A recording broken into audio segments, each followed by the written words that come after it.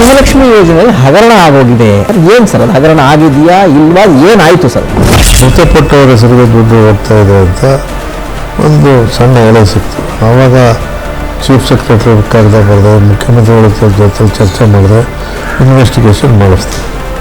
ಆವಾಗ ಆ ಸಮಯದಲ್ಲಿ 1,44,000 ಜನಕ್ಕೆ ದುಡ್ಡು ಹೋಗಿತ್ತು. ಹಗರಣ ಅಲ್ಲ. ನಮ್ಮ ಕರ್ನಾಟಕ ಇದೆಯಲ್ಲ ಸರ್, ಇದು IT-BT ಸಿಟಿ ನಮ್ಮ ಬೆಂಗಳೂರು.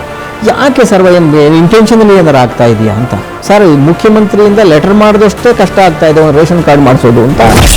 6.25 ಕೋಟಿ 4.25 ಕೋಟಿ BPL ಕಾರ್ಡ್ ಇದೆ, ಅದೇ ದೊಡ್ಡ ಹೊಡೆತ.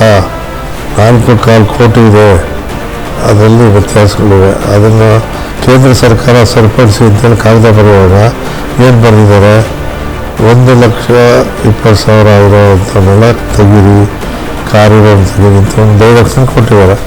ಆ ರೀತಿ ಹೋದರೆ ರೇಷನ್ ಕಾರ್ಡ್ APL ಎಲ್ಲ BPL APL ಹಾಕ್ತಾರೆ.